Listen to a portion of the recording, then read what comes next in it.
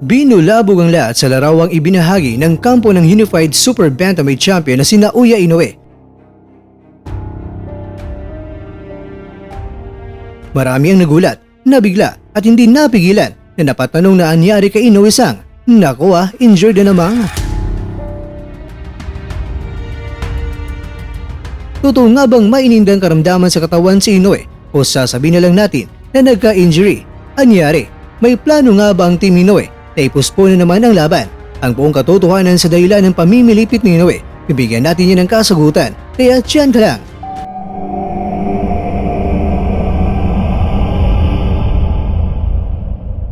Ang WBC Bantamweight Eliminator title holder na si Vincent Asolabio tinalbugan sa ratings ang former world champion na si Nonito Donaire Jr.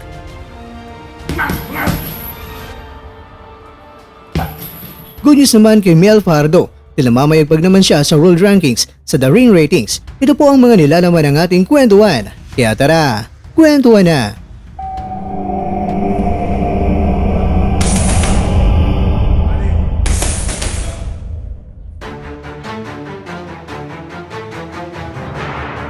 Mapagpalang araw sa inyo mga kwento at maligayang pagbabalik. Ngayon pa lamang ay sasabihin ko na sa inyo na magbibigay linaw lamang po si Mr. Kwento sa issue kung bakit tunala ang sinapit ni Inoue. Kitang-kita talaga na talagang namimilipit si Inoue at talagang mas minabuti ni Inoue na hindi siya nakatayo habang tila ba namimilipit pa sa sakit. Kaya nga marami ang nagsasabi na sana mag-ingat itong si Inoue dahil baka siya ay magkaka-injury at baka mapuspono naman ang laban nila sa ating kaubayan na Unified World Champion na si Marlon Tapales. Kaya marami ang nagtataka dahil bakit parang ang pattern na ginagawa ng Team Inoue ngayon ay parang magkatugma sa nakarang laban nila ni Stephen Fulton. Dahil si Inoue ay nagka-injury kaya napuspone ang laban.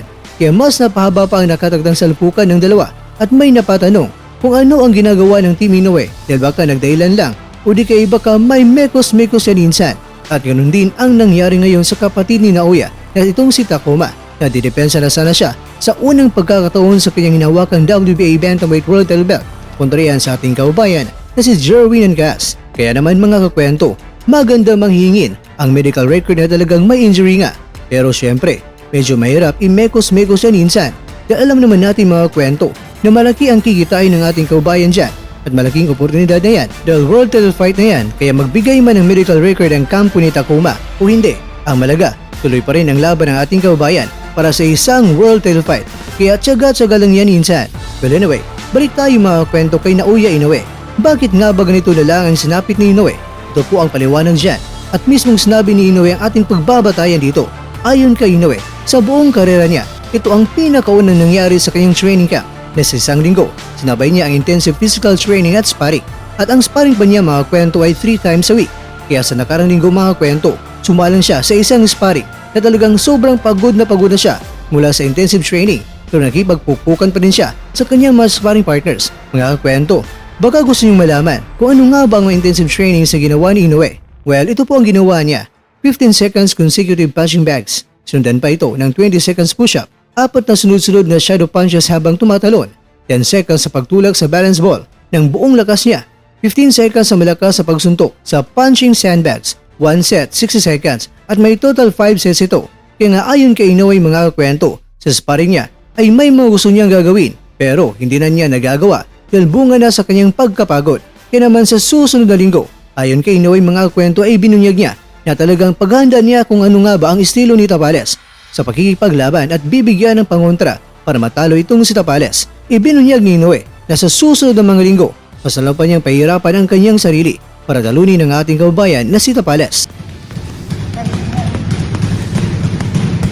Samantala, good news naman para sa ating kaubayan na si Vincent Asolabio dahil sa ring ratings mga kwento ay aba, umarangkada siya sa kasalukuyang rankings at katunayan, nilampasan pa niya ang former world champion na ating kaubayan na si Donaire Jr. Si Asolabio mga kwento ay nasa rank 5 habang itong si Donaire naman ay nasa rank 6. Samantala, namamayagpag naman ang ating kaubayan na si Mel Fajardo para sa ring ratings para sa light flyweight division at pasok siya sa rank number 9.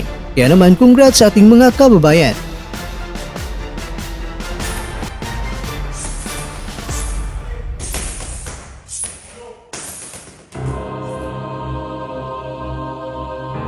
Mga kakwento, sa isyong ang Unified Champion na si Naoya Inoue ay nagkaroon na naman ng injury at posibleng mapuspono naman ang laban ni Inoue at sa ating kaubayan na si Marlon Tapales ay wala pa itong katotohanan. Tutungang tinaba na mimilipit na itong si Inoue pero dahil po ito sa ginawa niya intensive physical training na sinabayan niya ng sparring. Ayon nga kay Inoue ay unang beses niya itong ginawa sa isang linggo, intensive training at nakipag-sparring sa sparmates niya mula sa Mexico. Kaya naman, huwag magulanta ang lahat dahil baka sa laban nila ni Tapales at Inoue ay marami ang magugulat dahil ganito na lang ang sasapitin ni Inoue sa laban at ang mga Hapones ay biglang malungkot dahil sa mukha ni Inoue na tumalab na pala ang bisa ng isang matinding bangungot.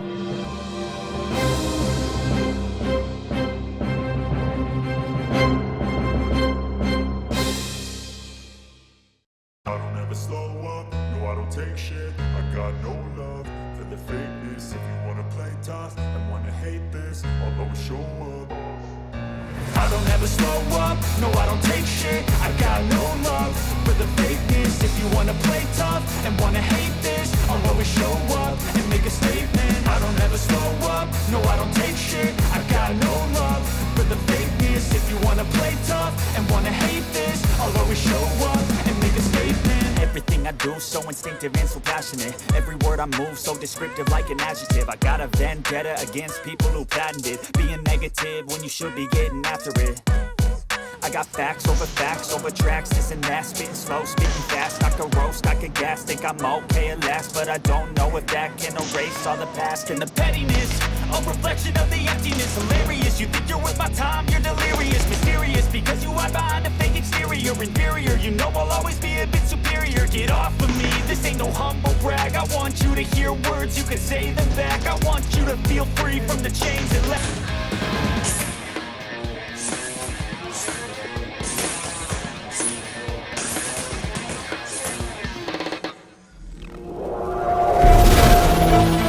At dyan, nagtatapos ang ating kwento.